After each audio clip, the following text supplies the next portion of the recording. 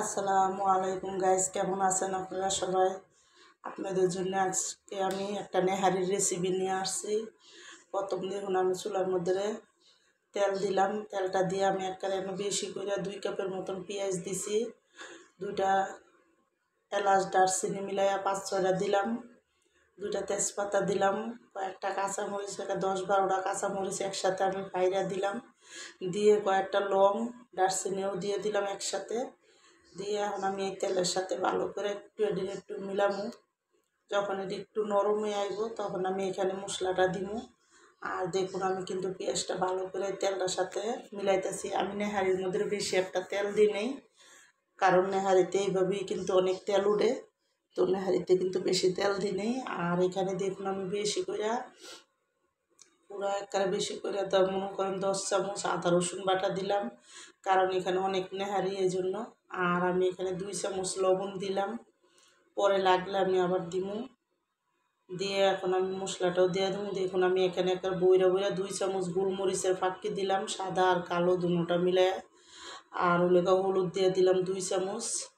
সব কিছু আজকে আমি 2 চামচ করে দিতেছি। আর ধনিয়ার গুঁড়োও দিয়ে দিলাম আমি 2 চামচেরও বেশি ধনিয়ার গুঁড়াটা দিলাম। আর এখানে দেখুন লাল মরিচের গুঁড়া দিয়ে দিলাম আমি একবারে বেশি করে 2 চামচ বইরা সব কিছু একটু বেশি করে দিলাম, কারণ নেহারি তো। আর এখানে দেখুন গরম মশলার ফাঁকি দিয়ে দিলাম 2 চামচেরও একটু বেশি এটা এখানে গরম মশলা সব কিছু মিলে ফাঁকি করে রাখছি। আর এখন আমি দেখুন এখানে কিন্তু জায়ফলযুক্ত বাটা যেটা হয়, জায়ফলযুক্ত ওইটা বাটটাও আমি দিয়ে দিলাম এর সাথে ফাঁকি করে 1 চামচ। দিয়ে এখন কিন্তু আমি দেখুন এই বাটিটা দিয়ে আমি একটু বেশি করে পানি দিবো। পানিটা দিয়ে কিন্তু আমি এই মশলাটা ভালো মতন কষাবো। আমি নেহারিটা কষায় রান্না করি, কারণ নেহারিতে আমি কষান ছাড়া নেহারি রান্না করি না। মশলাটা কষায় নিলে নেহারিটা খাইতে অনেক মজা। এখন দেখুন আমি কিন্তু অনেকখানি পানি দিয়ে দিলাম এখানে।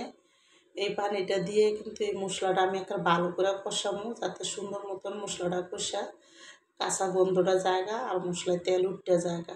যখন মশলাটা সুন্দর করে তেলটা উঠতে যাব তখন আমি এখানে দেখুন নেহারির আড্ডিটা দিয়ে দিব।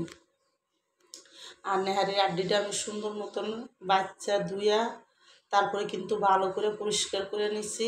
আর আমি দেখুন এখানে কিন্তু আমার 7-8টার মতন হইব নেহারির আড্ডি, মানে অনেক বড় বড়। তো আমি এখন কটা দিয়ে তারপরে একটু উড়াই নিলাম। পাতিলটা আমার তো লাগতেছে একটু শুরু হয়ে গেছে, মশলাটা কষাই লেছি। তো আমি পরে মশলাটা কষা নিলে পাতিলটা বদলাই দিব। তো এখন দেখুন আমি কিন্তু সবটি নেহারির আড্ডি এখানে দিয়ে দিলাম। আর আমি এখানে কিন্তু নেহারির আড্ডির সাথে কয়েক টুকরা কতটুক মাংসও দিছি, এখানে অনেকখানি মাংসও দিয়ে দিছি।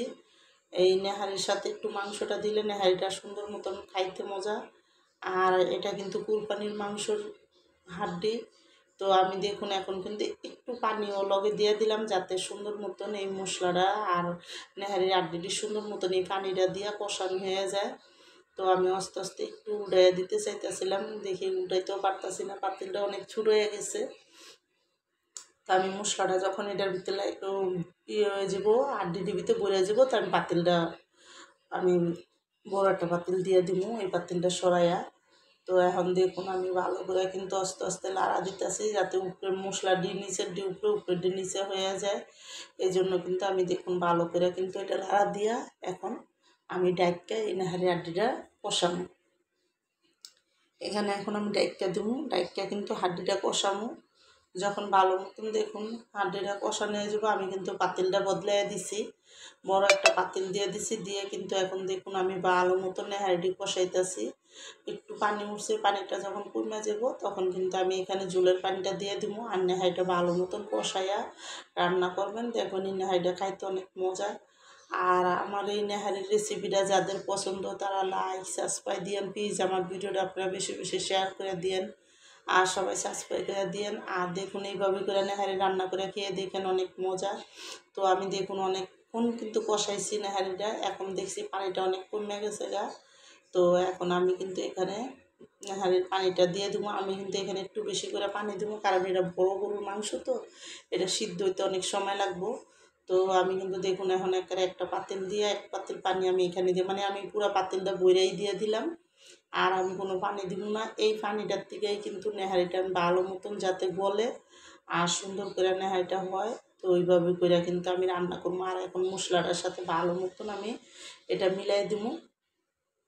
মিলাইয়া তারপরে কিন্তু আস্তে আস্তে নেহাইটা করবো। আর আমি কিন্তু চুলার আঁচটা এখন বাড়াইয়া দিছি। চুলার আঁচটা বাড়াইয়া আমি এই নেহারির পানি অর্ধেক কমন পর্যন্ত রান্না করবো। তারপরে আমি চুলা কমাই দেবো। আর এখন দেখুন ডাইকা কিন্তু আমি নেহারিটা রান্না করবো। আর যখন দেখুন আমার নেহারিটা কিন্তু অনেকখানি পানি কমে আইছে, অনেক পানি কমে তেল উঠে গেছে গা। তো এখন আমি দেখুন সুন্দর করে কিন্তু এখানে আরও বেশি করে আমি 10-12টার মতন কাঁচামরিচ দিয়ে দিলাম। এই কাঁচামরিচের গ্রানে কিন্তু নেহাইটা খাইতে অনেক মজা লাগে। আর এখানে আমি বেশি করে দইনার মানে জিরার ফাঁকিটা দিয়ে দিলাম, জিরা ভাজা একটু বেশি করে ফাঁকি দিলাম। দিয়ে এখন আমি এটা কিন্তু সুন্দর করে লাড়া দিয়া তারপরে রাখবো। আর আমি এদিকে দেখুন একটা বাটির ভিতরে একটু ময়দা সুন্দর করে পানি দিয়ে গুললা তারপরে কিন্তু আমি এই জায়গায় দিয়ে দিলাম। কারণ এই পানিটা দিয়ে একটু ময়দাটা দিলে কি এই নেহাইটা একটু গাঢ়া গাঢ়া হইব। আর এই নেহাইটা খাইতে কিন্তু অনেক মজা লাগবো। তো আমি কিন্তু দেখুন এখানে কিন্তু আটাটা দিয়ে কিন্তু আমি ভালো মতন নেহারিটা লাড়া দিতেছি, যাতে সুন্দর করে নেহারিটা নিচে আটাটা না লাগে। আর পুরা পানির নেহারির ঝোলটার সাথে আটাটা সুন্দর করে মিলা জায়গা। আর এইভাবে করে কিন্তু নেহারিটা আমি রান্না করবো। যে আমি একটু লবণ দেখতেছি, যদি দেখি লবণ কম হয়েছে তাহলে এখানে আমি একটু লবণ দিব। আর দেখুন এখন কিন্তু আমি ভালো মতন এই নেহারিটা এখন ডাইকা আরও রান্না করবো।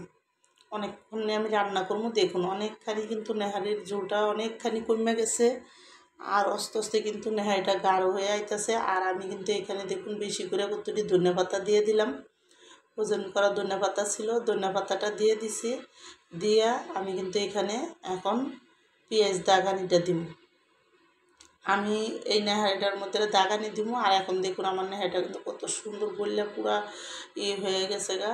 তো এখন আমি এই নেহারিটা দেখুন পুরা মাংসের সুন্দর মতন গলে গেছে গা। এখন আমি এখানে একটা ভিতরে পেঁয়াজ নিচ্ছি কতটি, পেঁয়াজটা আর 5-6টা শুকনো মরিচ দিয়ে আমি একসাথে এটা একটু দাগানি করে তারপরে মাংসটা দিয়ে দিই। আমার দেখুন এখানে দাগানিটা হয়ে গেছে। আমি কিন্তু তেলটা দিব না, শুধু খালি পেঁয়াজটা উপর থেকে দিয়ে দেবো। পেঁয়াজটা দাগানি দিলে নেহারিটা খাইতে কিন্তু অনেক মজার। আর এরপরে আপনারা এই নেহারিটা যখন বাড়বেন খাইবেন, লেবু আর কাঁচা আদা আর কটা শুকনো মরিচ পাকি করে ধনেপাতা ছিঁড়ে খাইলে অনেক মজা লাগে এই নেহারিটা। তো আমি এখন দেখুন সব কিছু দিয়ে দিছি। দিয়া কিন্তু আমার নেহারিটা কিন্তু পুরো সম্পূর্ণ হয়ে গেছে এখন। এখন আমি একটু লাড়া দিয়া তারপরে কিন্তু আমি নেহারিটা রান্না আমার পুরো কমপ্লিট। এখন এই নেহারিটা খাওয়া যাবে। আর আমার নেহারিটা কিন্তু এখন সুন্দর করে রান্না হয়ে গেছে। তো যার যার ভালো লাগছে সবাই কিন্তু ভিডিওটা দেখে সাবস্ক্রাইব করে দিয়েন আর ভিডিওটা শেয়ার করেন। আর এখন দেখুন আমার নেহারিটা কিন্তু সুন্দর মতো রান্না হয়ে গেছে। আর নেহারির কালারটা অনেক সুন্দর হয়েছে, ঝাল করে রান্না করছি আমি নেহারিটা। তো দেখুন এখন আমার রান্না শেষ।